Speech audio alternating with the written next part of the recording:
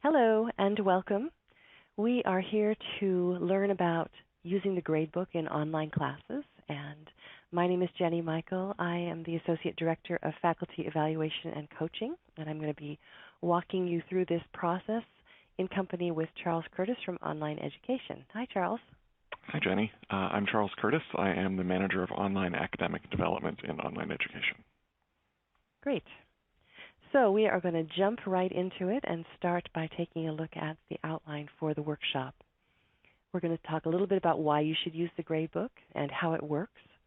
Then we're going to talk some about the setup for the Gradebook, grading student work with the Gradebook, how you can review your students' grades once you've entered them, and then finally posting progress grades and a few key takeaways from this session. So why should you use the Gradebook? Well, first of all, I didn't put this on the list, but the Gradebook is something that instructors have been requesting for many years, and so we're really thrilled to be able to make this resource available to our teachers. As you may know, Easy Grade Pro, which a lot of online instructors use here at the Academy, is being retired. We are making available still a version of Easy Grade Pro, but it is quite an old version. No more updates are being done by the Easy Grade Pro folks, and eventually it's very likely that your old version will become incompatible with your operating system as you make upgrades. So we wanted to have something that would allow instructors to easily enter and track their grades, and that's what the Gradebook is. It's easier than Easy Grade Pro because it's integrated into the online system. It connects with your grading breakdown, it connects with your class roster, and now you will no longer have to track your grades with an external system in addition to entering grades online. Also, the Gradebook lets you enter grades for participation and other intangible elements of student behavior that you're grading, but you didn't have a place before in the LMS to enter these, and now you will. And of course, the big feature is that the Gradebook calculates students' progress grades automatically. You get to review and you can adjust them if you want, but that functionality is built into the Gradebook. A couple other things that are useful. One is that the Gradebook provides these wonderful summaries of your students' performance. So it's easy to make sure that you have graded everything. It's also easy to see how students are doing individually or collectively, and there are tools for letting you see those kinds of patterns in your class. Also, the Gradebook provides this wonderful visual record of your students' achievement. So you can see quickly, just by looking at these pie charts, which we'll show you in more detail in a moment, whether your student is in the A level or more in the F level with lots of grayed out areas which represent a lack of achievement. So these visuals are an important aspect of the Gradebook as well. So how does the Gradebook work? The important question, obviously. First of all, the Gradebook is based on the grading breakdowns that have been defined for your class by your department. Every class has a grading breakdown which shows the various categories of work in the class and also defines how much each of those categories is worth. And you get a nice pie chart that represents this, as well as a little regular chart. So those two things are going to be visible in your class when you go and take a look at your grading breakdown. Now, one of the things that's happened in preparation for the Gradebook is that each class that is going to be using the Gradebook has had its grading breakdown reviewed. So your department director, maybe you, maybe a lead instructor for your course, has taken a look at the grading breakdown and possibly made some adjustments to it. So if you've been teaching this class without the Gradebook for a while, you may come in and take a look at your grading breakdown and see that it's a little bit different from what you remember. And that has to do with the fact that in the Gradebook, or in the grading breakdown, every category, every item in every category has the same weight. So if you had a class where assignments were one of your grading breakdown categories, but you had different kinds of assignments, some that were more important, some that were less important, in order for the Gradebook to understand that differential weighting, we needed to break out those assignments into different categories. So you might find that you have exercises You might find that you have assignments. You might find that you have projects of various sorts. And that would be why those kinds of changes have happened. But that's an important thing to keep in mind when you think about how the grade book works and how the grading breakdown is set up, that within any given category, every gradable item in that category carries the same weight. There may also be adjustments to your breakdown due to academic departments' decisions to examine some legacy terminology and legacy percentages.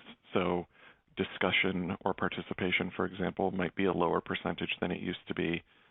There may have been quizzes that were formerly in your course that have been removed, or the department may have just made a decision to implement a standard term or a standard weight across the board to make classes more consistent for all students in your department. Great. And this is, again, why it's important to take a look at your grading breakdown and make sure you understand what all is included in that. We'll take a look at how to do that in just a minute.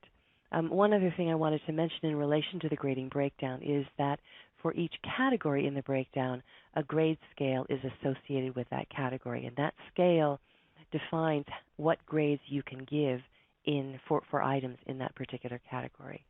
That might be credit, no credit in some cases. More likely it will be letter grades or percentages, and we'll look at all this in more detail in a moment. All right, so how do you review your grading breakdown? It's in the same place it always was. It just looks a bit different. So you'll begin on your home page, and you want to click from the enrollment section, you want to click the syllabus and supply list link within the box for your class. And when you do that, it opens up the course home and syllabus page, and you'll notice that there are these little tabs here. You want to open the grading tab, and then click the little down arrow to show the grading breakdown. And again, you'll see a nice pie chart with all the categories and weights. All right, so let's talk a little bit about setting up your gradebook. Now, if you're teaching online, the most important thing to remember is that you will not have to do a lot of setup, but there may be a little bit you need to do, and we're going to cover those details. The basics of the setup are that each category in the grading breakdown has to include at least one gradable activity. What that means is that you have to grade all these categories. You can't just skip over a category. Everything in the grading breakdown has to be graded.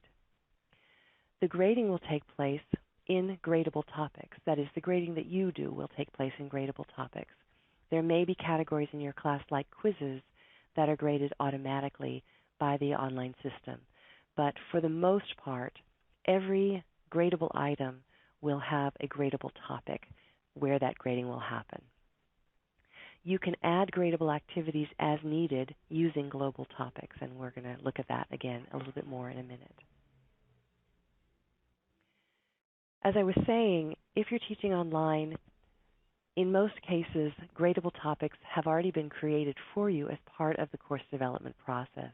And that means that most of the setup for the gradebook is already taken care of. So that's something that will make your life a lot easier.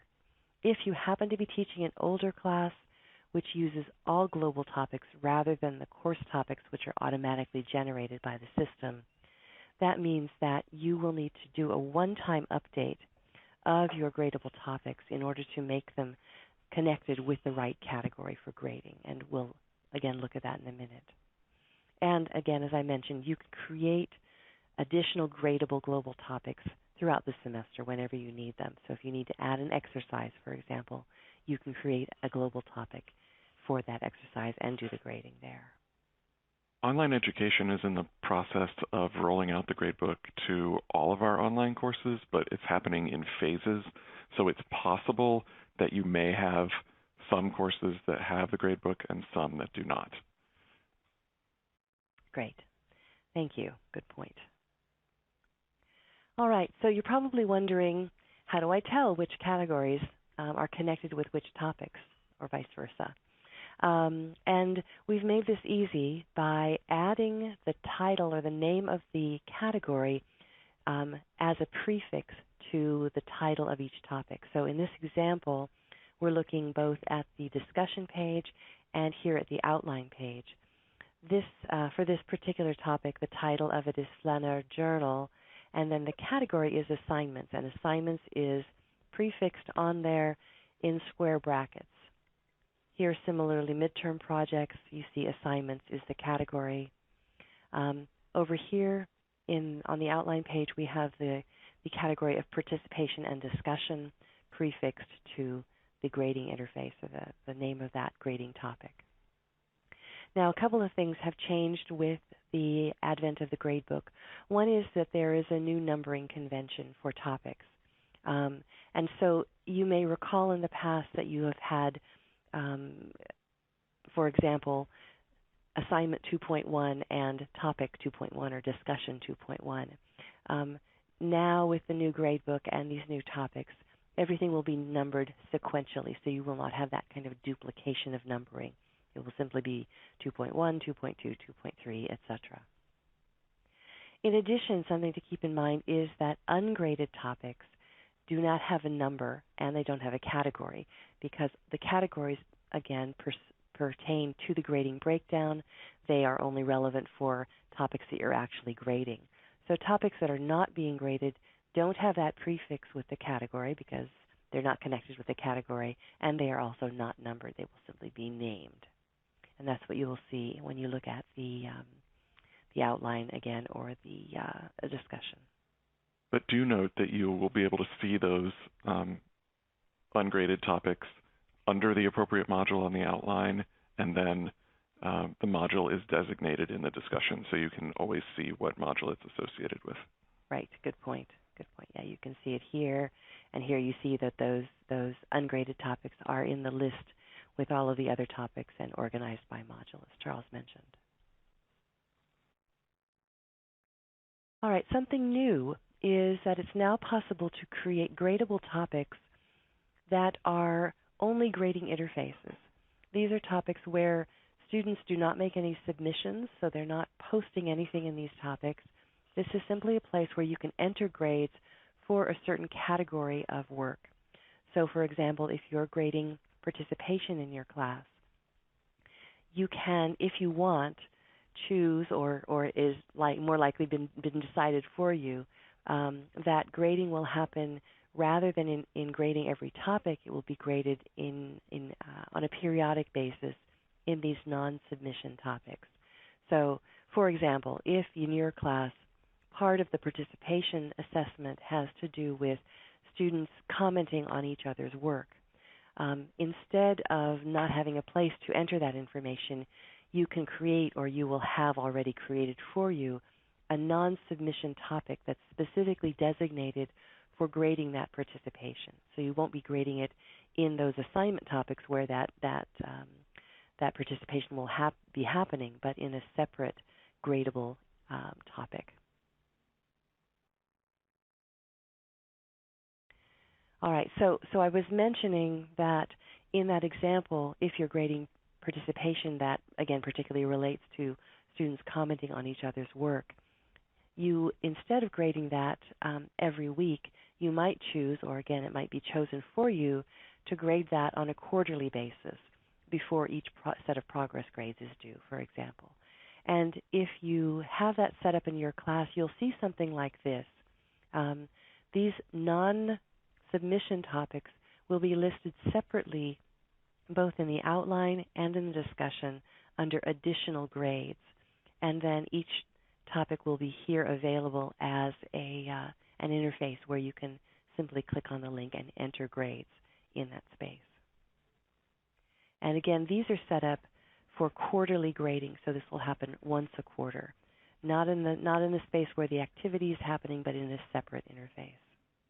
And one thing that means is that you can consider a certain behavior that really happens anywhere in the class. So, for example, if part of what you were evaluating was appropriate use of industry terminology or discipline terminology, you could consider the students' use of that terminology in a discussion topic, in an assignment, in their questions that they ask you. Really, anywhere that they're interacting with you and their classmates, you could take that into account instead of being limited solely to a single topic to which you would apply a grade.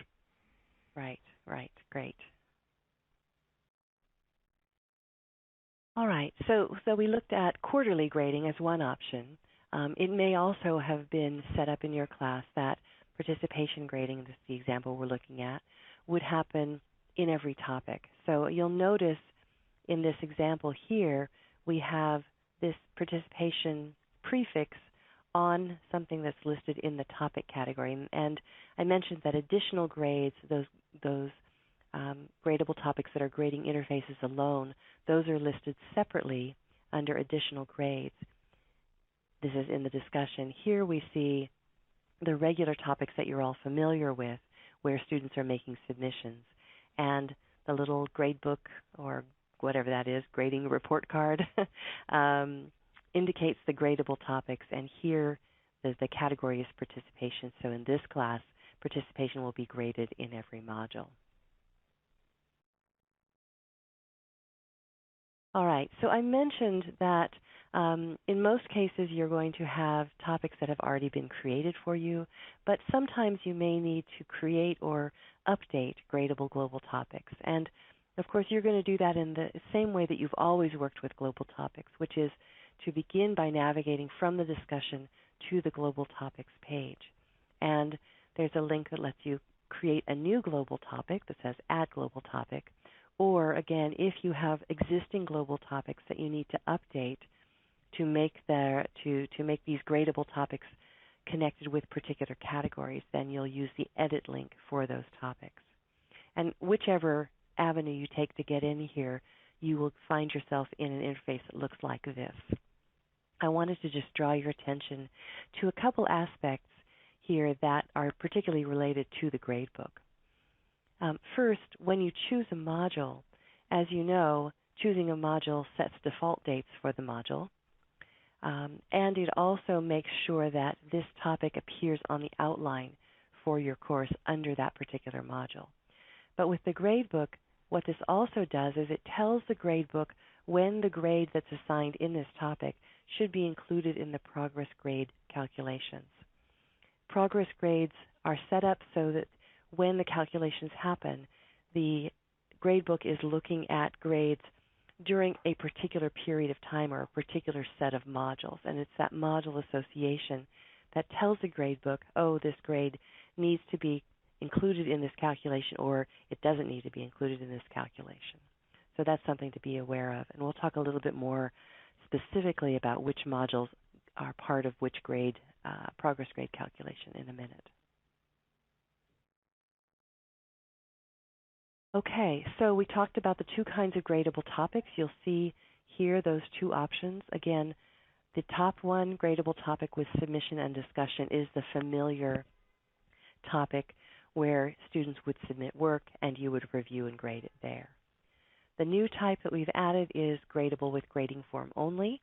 And again, that's the type of non-submission topic that I've been mentioning that allows you simply to create a grading interface for a particular behavior or particular category. And when you have defined a gradable topic, then you will also be required and prompted to select a category for that topic. And of course, the categories that you see in the drop-down list will be only the categories that have already been defined for your class by the grading breakdown. Again, you'll be prompted to submit or to choose a category at the appropriate time when you're creating or editing a topic. Again, you'll only be able to create or choose categories for categories that already exist in your grading breakdown. And just a reminder that every gradable activity has the same weight. Differently weighted elements will need to be placed in different categories. If you choose to add a gradable topic to your class, you should know that the gradebook will automatically adjust the math for that particular category. So if you start out with 4 exercises in your class, for example, but you decide your students need an extra exercise, those 4 original exercises would have been worth 25% each, 25% of that category, that exercise category. If you add a 5th exercise, then all of those exercises the weighting is readjusted, so every exercise is now worth worth 1/5 of the overall grade for the category, or 20%. All right, going back to our interface for creating global topics. Even if you're creating a non-submission topic, you still need to enter something in the topic description. And this could be as simple as, here are your grades for X. You still have the option of attaching files or doing a video or whatever with non-submission topics, as well as with any other gradable topic, or non-gradable topic for that matter. And don't forget to click Submit when you're done to save your changes. Now, just a reminder or an alert that if you have forgotten, for example, to choose a category when you're creating this topic, or you've neglected to enter a topic description, the system will not allow you to save the topic, but will prompt you to correct or to enter the information that you've forgotten. So once you've submitted your global topics, you've created these new global topics, then here's how they will display as usual in the grading in the discussion. Again, just a reminder, we've mentioned this briefly already, that any topics where submission is going to happen, those will be listed under the topics section of the discussion display. Anything that is simply a grading interface with no submission will be split out separately under additional grades. Also, when you create a new topic, this topic will then be included in the grading matrix for that class. So here, if I've added a topic for a quiz, for example, now the quiz topic is listed in my list of all the gradable elements in the class. And everything that is, every gradable topic, every gradable event will appear in the grading matrix. So when you choose to make a topic gradable, that automatically makes it populate into the grading matrix.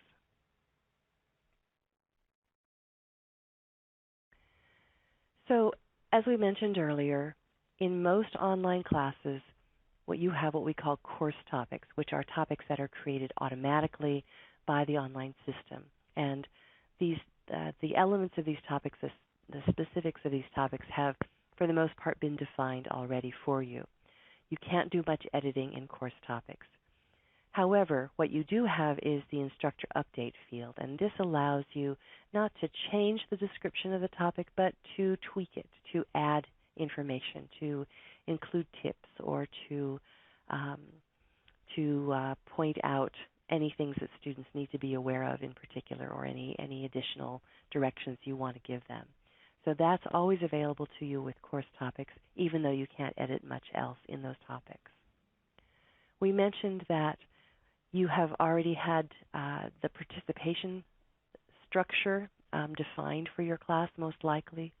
If you have non-submission topics where grading is happening, again, for participation, for example, we will have added a generic language for explaining to students what the criteria are for grading that particular topic in that particular category.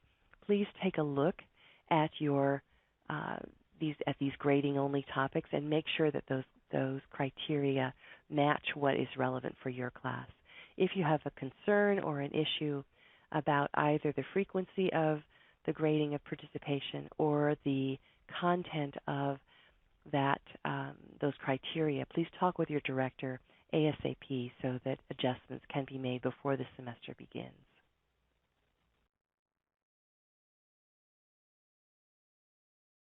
Okay, so we're going to talk a little bit about grading student work with the Gradebook.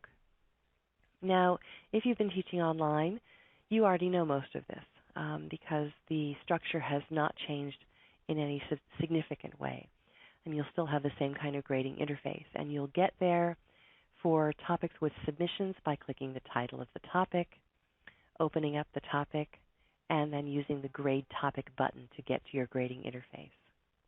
On the other hand, if you have are entering grades in a topic with no student submissions, when you click the title of the topic, you will be taken directly to that grading interface.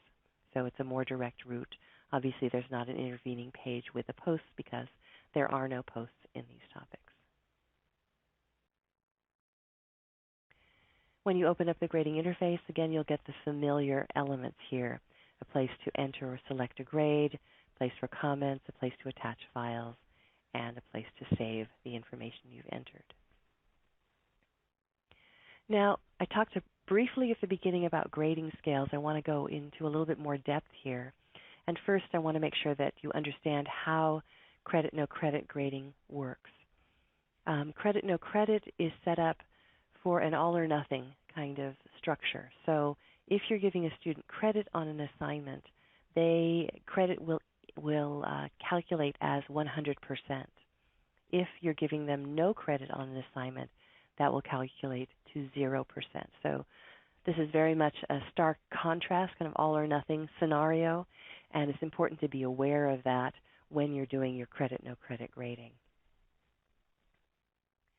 So let's take a look at an example. One thing that's important to understand when we talk about credit, no credit, and I talk about it being all or nothing, that is all or nothing for an individual gradable element. So an individual assignment, or if you're grading participation, for example, an individual quarterly grade for that element. That's not the grade for the whole category. That's the grade for that in that one gradable element. So if, for example, there are 4 credit, no credit assignments in your class for a particular category, and the student gets credit for 3 and no credit for 1, then her overall grade for that category would be 75%, again, which would be equal to a C.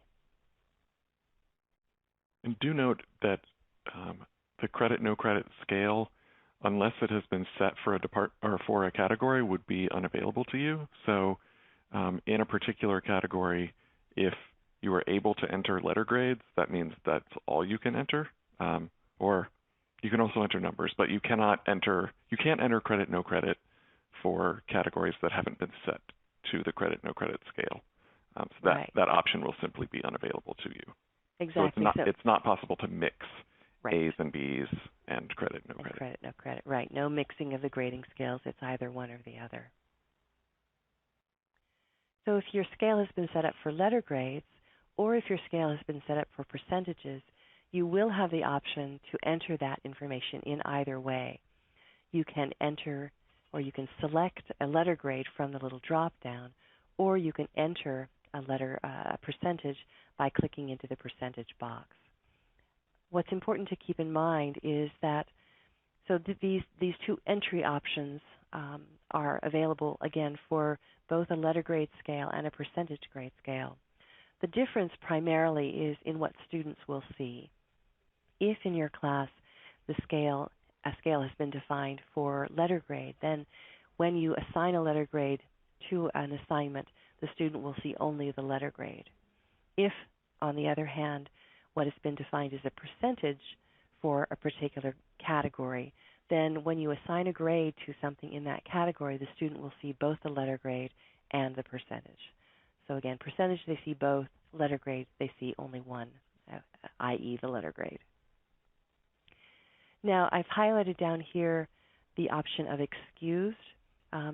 Whatever grade scale you have, you will always have the option of entering a grade of excused, or of excusing a particular student from doing this particular work. You might use excused, for example, if a student starts the semester at the end of Module 2, and it doesn't make sense to have them go back to Module 1 and participate in a discussion that's already completed. So in a case like that, you might choose to excuse that student from that particular activity, that particular graded activity. And in that case, what the gradebook does is simply complete its calculations for that student without that particular gradable element. As I mentioned, if you are entering, if your scale is either letter or percentage, you can enter the grade in either way. If you choose to enter the information as a percentage by clicking into this little box, automatically you'll have this drop-down that shows you the percentage range for each letter grade. So when you type a number in here, you can take a look at this range and see, oh yes, okay, I'm giving them a 75, that's going to be a C, for example. The advantage of entering your grade information this way is that it's possible, if need be, to use the percentage to give a little bit more nuance to the grade that you're giving. So in this particular example, if I choose the drop down and give an A minus, that will automatically populate the percentage with the default value for an A minus. But perhaps my student is just barely an A minus. I might want to give them, instead of the default number, I might want to give them a 90, so a lower A minus. Still an A minus, but a little bit lower. And the importance of that is that when the gradebook is doing its overall calculations, a little bit lower A minus will calculate, obviously, as less than an A minus on the higher side. Now, here is another chart just to show you those grade ranges, or the percentage ranges, and then the grades that are associated with them, as well as the default number. So I was mentioning here A minus. The default percentage is a 92, but I could enter a 90 or 91 or 92. And similarly for pretty much every grade on the scale.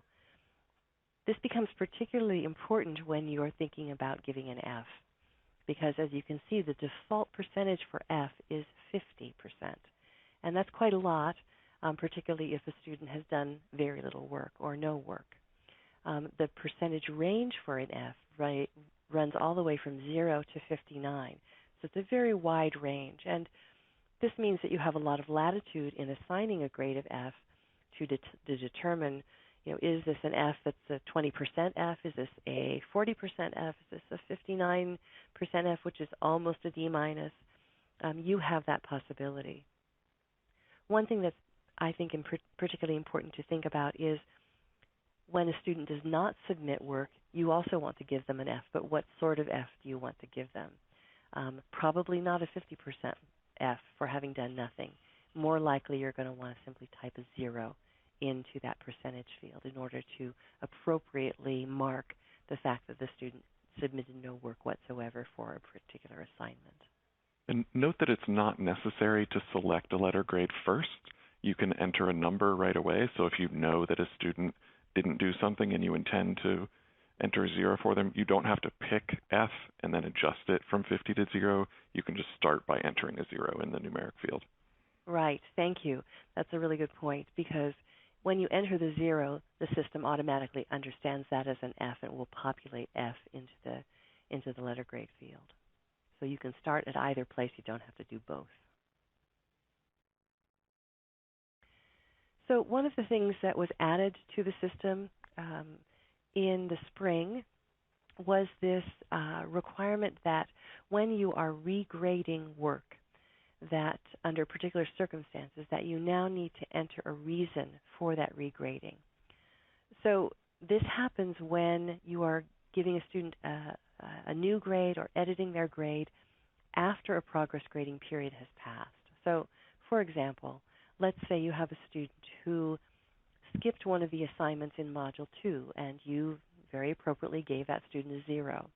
However, in Module 6, which is after the first progress grading period has passed, that student has begged and pleaded, and you have agreed to allow them to submit their work late. And now you're going to come in and change the F, the 0 that you had originally given them, to another grade. When you want to do that, you will see this little drop down that asks you now to tell the system why it is that you are making this change. And you see that accepted late is one of the default options. There's always also this other option which you can choose, and if you need to explain further, you can use the grading comment field to do that. Keep in mind that these reasons for edit are not visible to the student. These are only visible to you and to your director. Part of the reason that this is important and that we're asking people to do this is because of the way that the gradebook does its calculations. So again, going back to our student who missed the Module 2 assignment, when the first progress grading period came up in Module 4, the gradebook calculated that student's grade, calculated that progress grade, based on all of the work that had been submitted, all the grades that you had submitted at that time. But now you're going back and you are changing one of those grades, which means that there's a discrepancy between the grade as calculated at the time of the first progress grading period and what it would be calculated if you did it now. So in order to just provide kind of some tracking for those kinds of situations, we have added this requirement to the grading.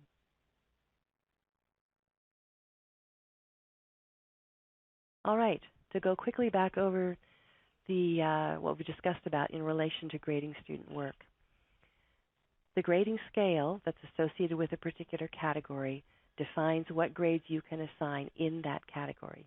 You can't mix categories, so if it's credit, no credit, that's the grade you have to assign, or one of those. If it's letter or percentages, you need to assign those grades, but not grades from the other category, not grades from a credit, no credit, if letter or percentage is assigned. The other scale. The other scale. Thank you. The other scale. E for excused is always an option, regardless of the grading scale. We strongly suggest that you type in 0 when students have missed work, rather than giving a default F, which would give them 50% for having done nothing. It's also worth noting that neglecting to enter a grade is not the same as assigning a 0. It won't automatically become a 0. You need to actively enter a 0 for non. Okay.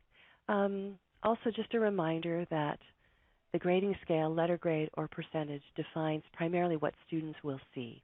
You can always enter the grade either way with those grading scales, but students will only see the letter grade if the grading scale is letter grade, and they will see letter grade and percentages if the percentages grade scale is chosen.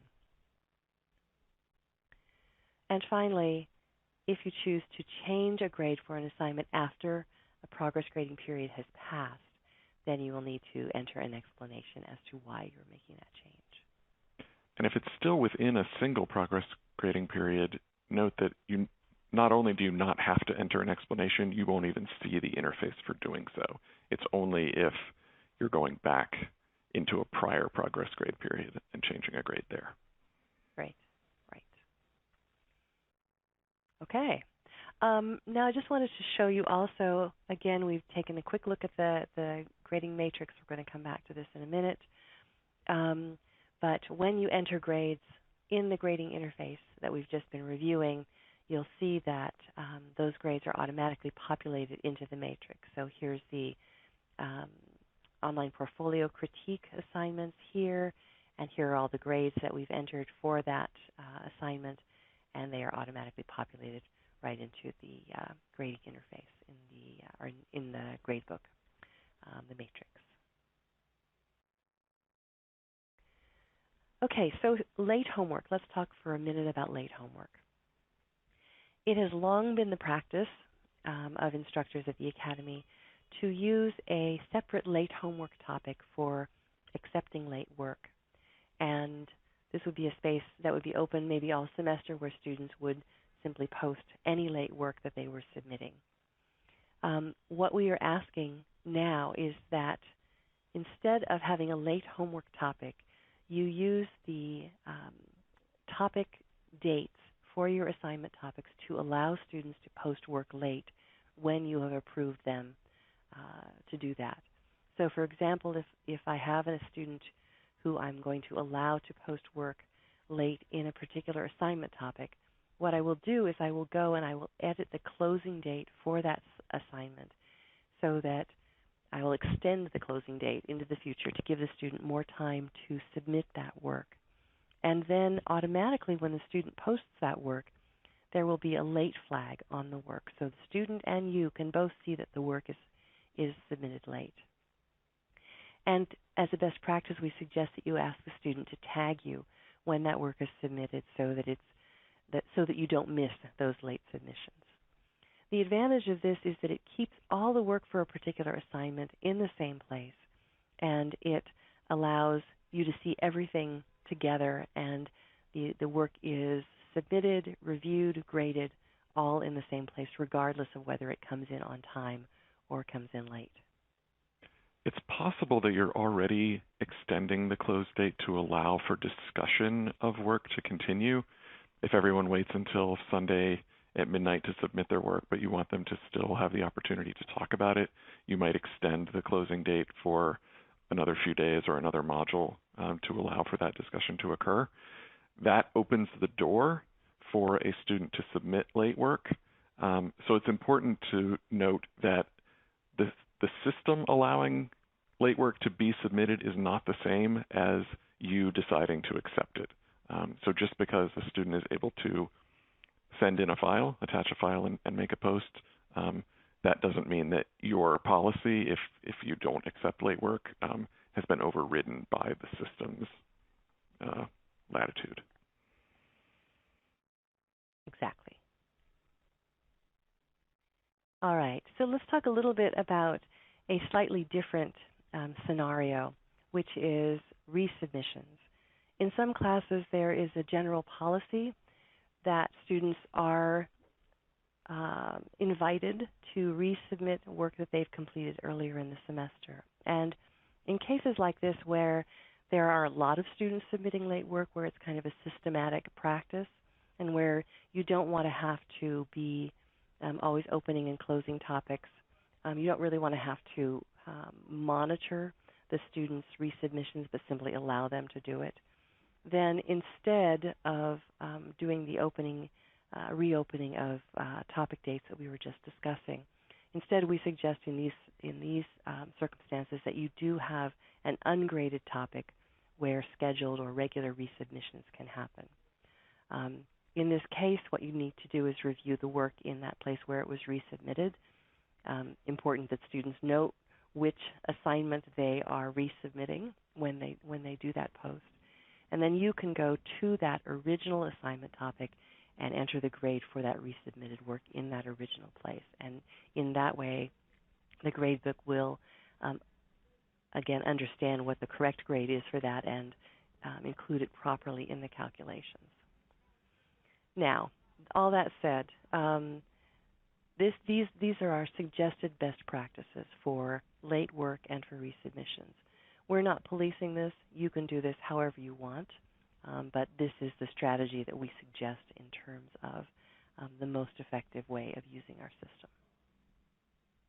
And the underlying principle of grading the work where in the topic where it was originally submitted applies even if students circumvent your systems entirely. So if a student that doesn't listen to what you have asked and submits work via email or via the instructor's office, you still just grade in the original topic where the work should have been submitted. Yes, thank you. All right, so you entered a bunch of grades for your students, and now you'd like to take kind of a bird's eye view of what's happening with an individual student or with your whole class. And with individual students, the student grade detail is how you will do that. This is not a new system. There are a couple little bells and whistles that have changed. In general, the way to get there is to use the grades link on your home page.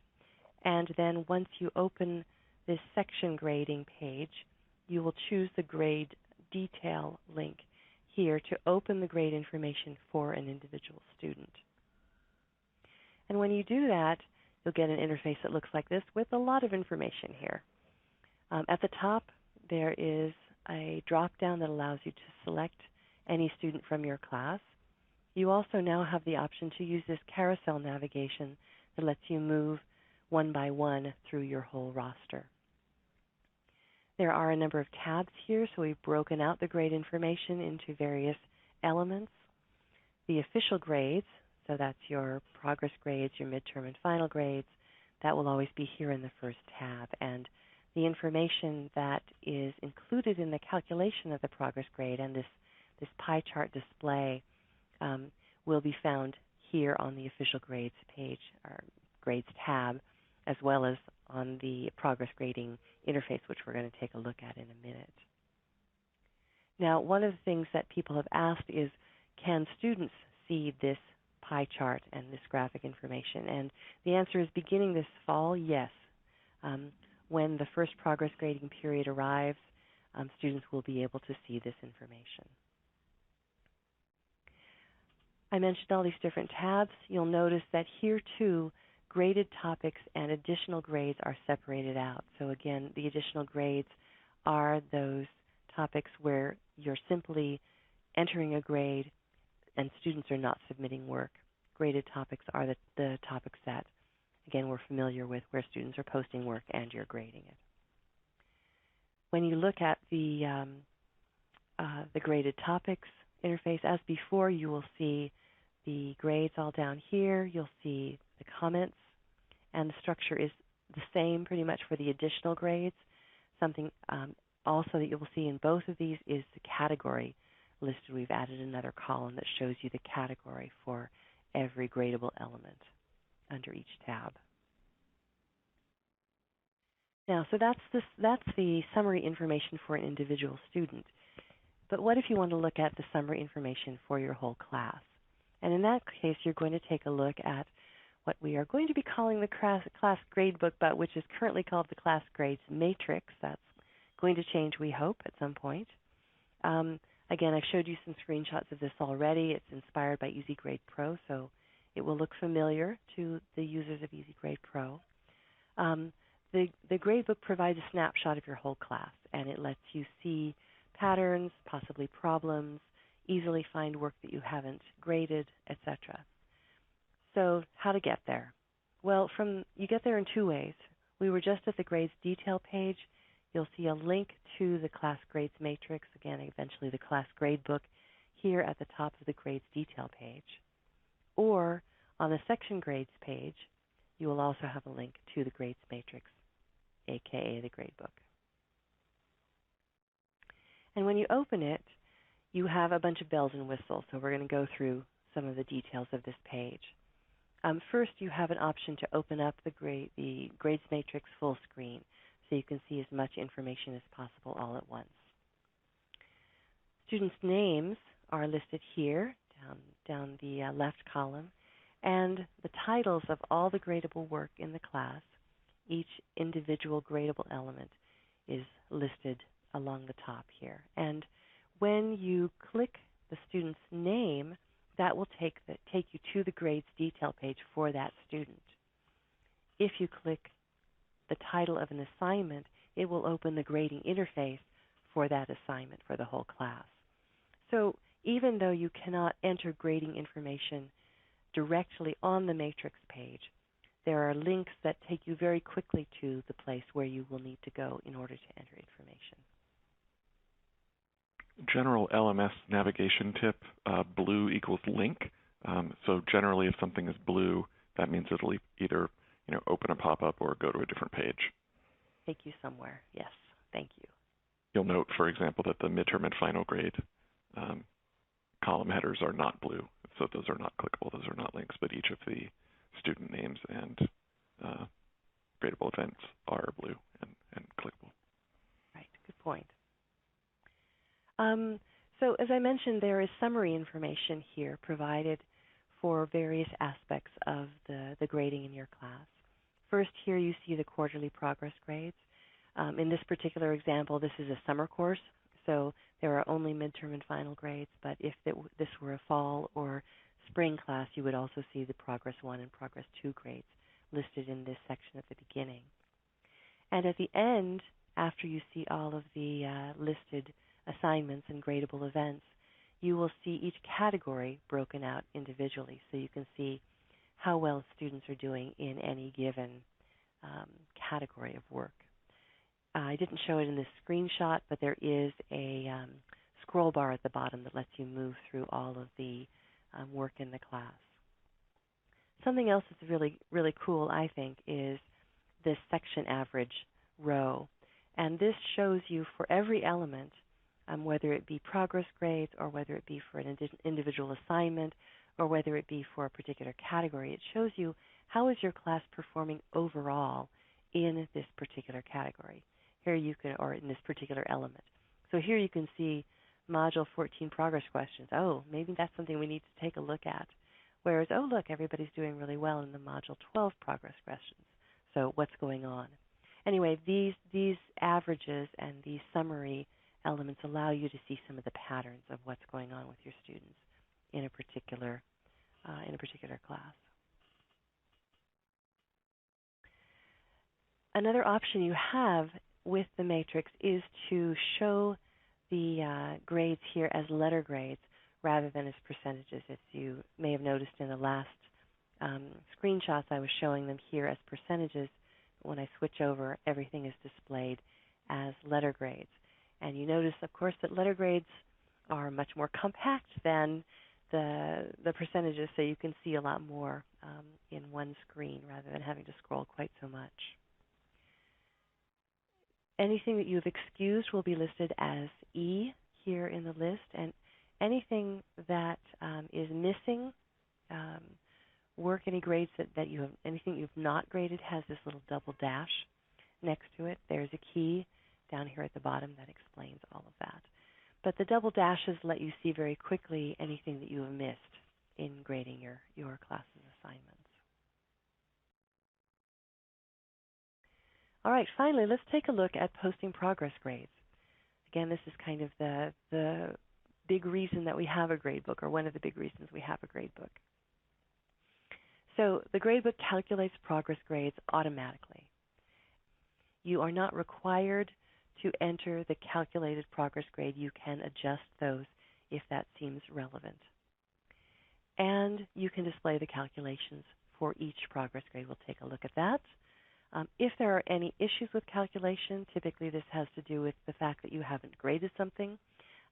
You'll see an alert that lets you know that and shows you how to fix it. How do you get to this interface? Well, it's the same way as always. Again, from your home page, you'll use the Submit Grades link during a progress grading period, and that will take you directly to the progress grading interface.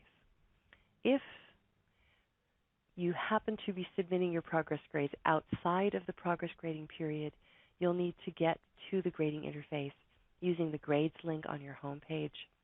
You can use this one next to your profile, or you can use the General Grades link in your class box.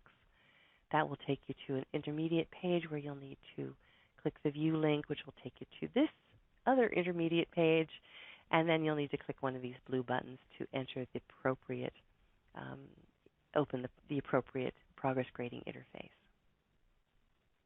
And once you get there, it's going to look like this, again, which should look familiar to you. We mentioned that you can display the calculation for any grade. There's a toggle up here that allows you to expand all of the grading calculations at once, or you can simply do it student by student, clicking the Show Calculation link for that particular individual.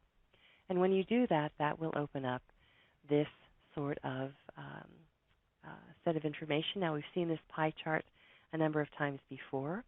We see all the categories. The categories are then represented in the pie chart, and the weight of each category is also represented in the pie chart by the size of the slice.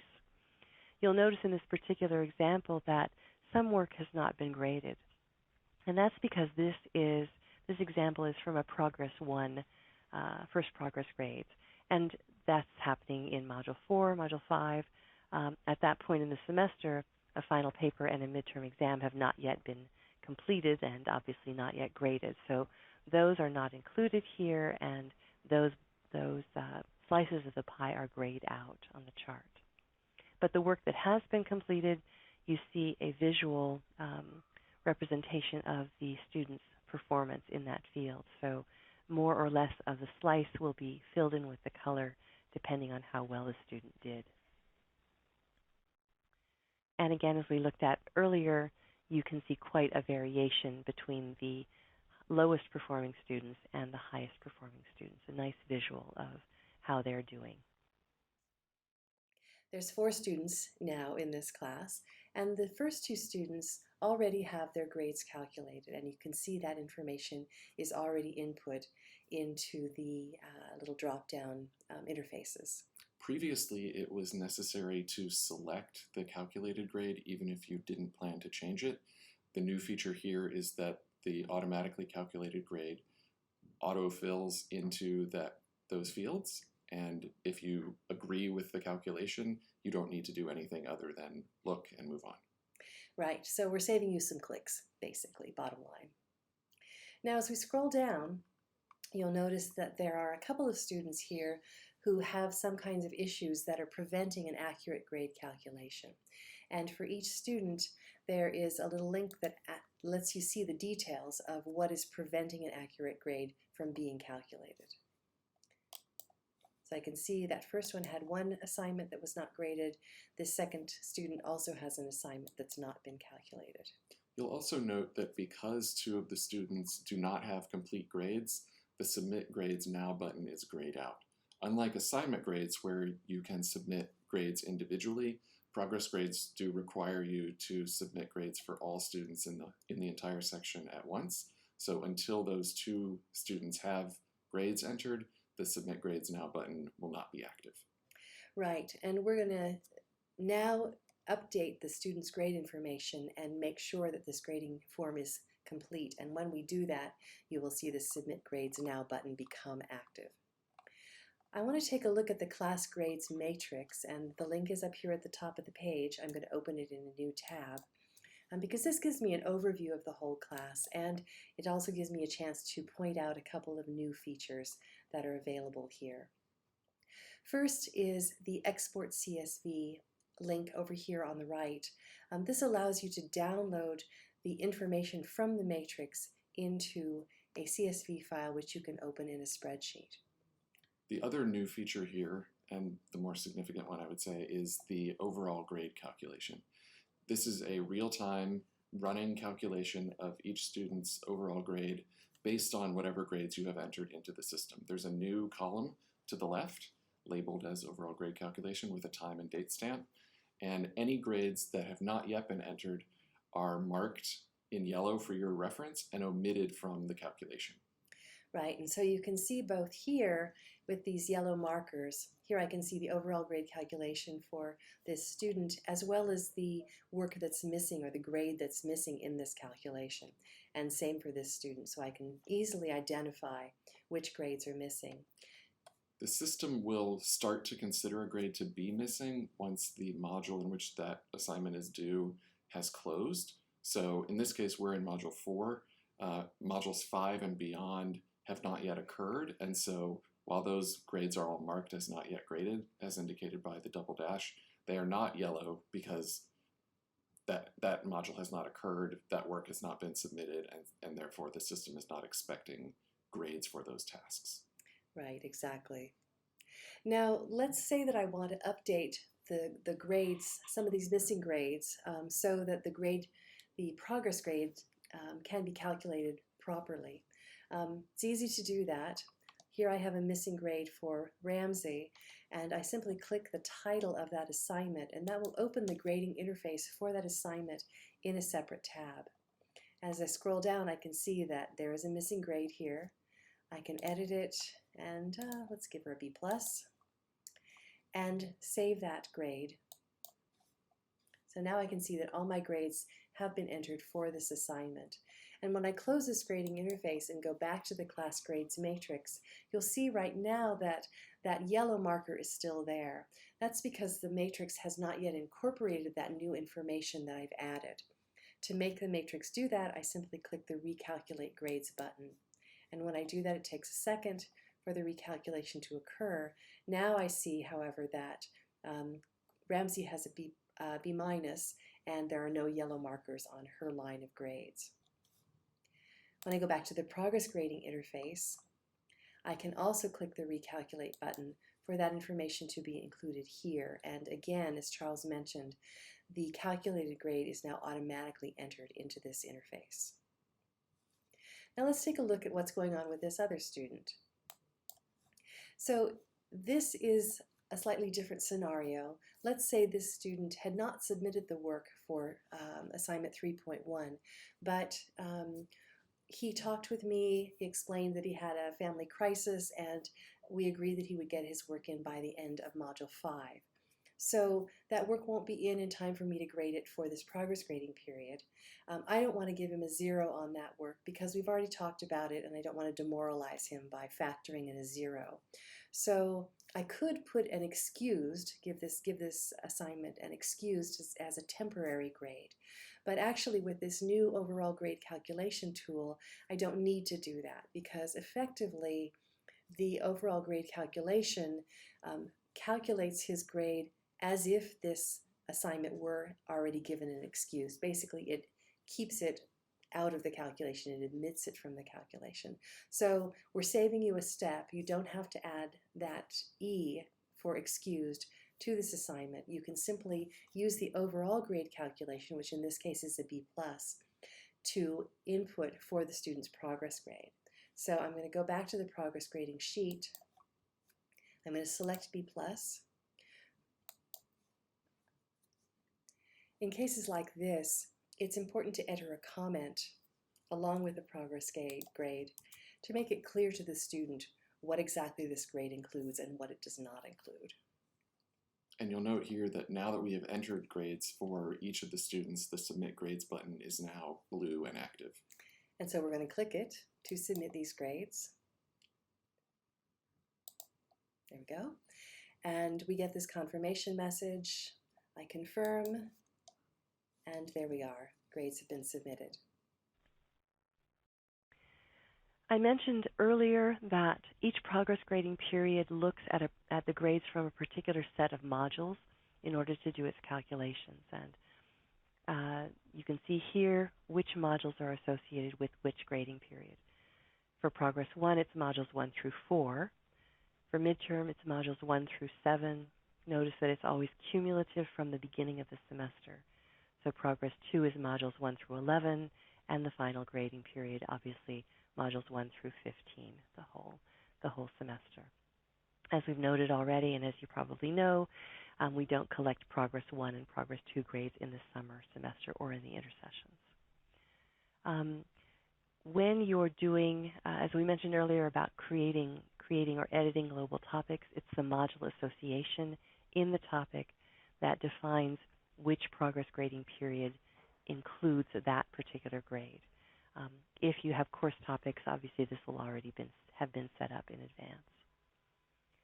Something to keep in mind is that if you have a class in which the midterm happens in Module 8 rather than Module 7, that midterm, the grade for that midterm project or exam will not be included in the midterm grade calculation because it falls outside the set of modules that are being included in that grade calculation. If that happens in your class, one thing you might want to do is when you post your midterm grades to simply include a note in the comment box for each student letting them know that this grade does not include the midterm exam, for example, and that grade will be incorporated into the next progress grading period. If you do any kind of manual adjustment to a progress grade, note that that adjustment applies only to the progress grade that you are working on. So if, for example, you decide that a student deserves the benefit of the doubt or a little extra bump at midterm time, that adjustment doesn't apply to the second progress grade or the final grade. Each progress grade will be calculated on the grades that you have entered, not any manual adjustments that you've made after the fact. Good point. Thank you. All right. We're at the end here. Just a few reminders of key things that we want you to remember. First, don't forget to review your grading breakdown and to take a look at your topics to see which categories are associated with which topics, just so you have a clear overview of how things are set up in your class.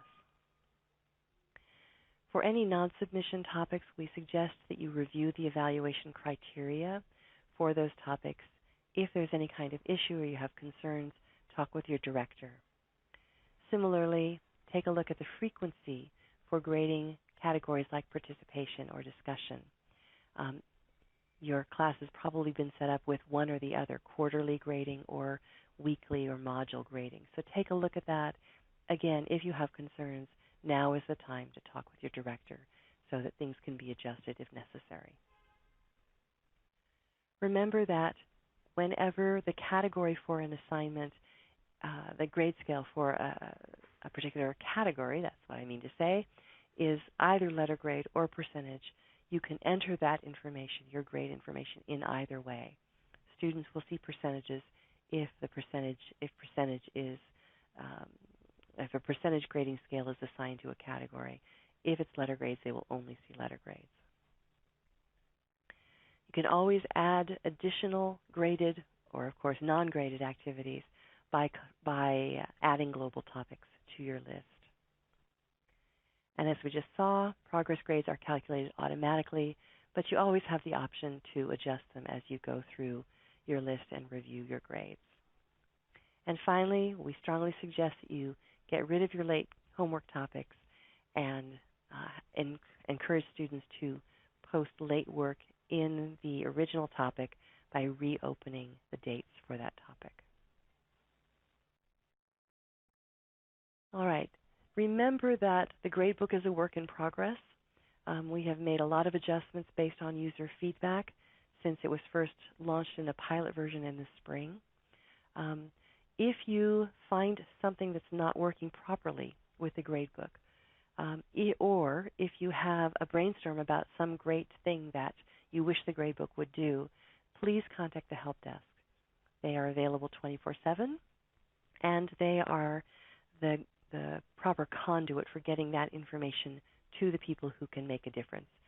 We can add it to a feature request list. We can address any kinds of bugs. So the help desk, those are your go-to guys for these kinds of issues. Particularly with regard to things that aren't working correctly, we really, really depend on user input to flag those things for us and for us to determine the scope of a problem. So we would really appreciate a quick email or a phone call to the help desk if you find something that's not working. That's a really great point. We can't fix it if we don't know it's broken. So we do really rely on that kind of feedback. Charles and I are available to answer your gradebook-related questions and to help you out in whatever way we can. And here's our contact information. Please feel free to get in touch with us. If you are having trouble in the middle of the night, the help desk is the place to go. And again, as we mentioned, that's the place also to go with any kind of technical bugs or brainstorms, feature requests. Anything else we need to mention, Charles? I don't think so. All right, great. Well, thank you so much, and thank you, everybody, for joining us. We will be holding workshops or Q&A sessions about the gradebook, so keep an eye out for information about those, and we wish you a great semester.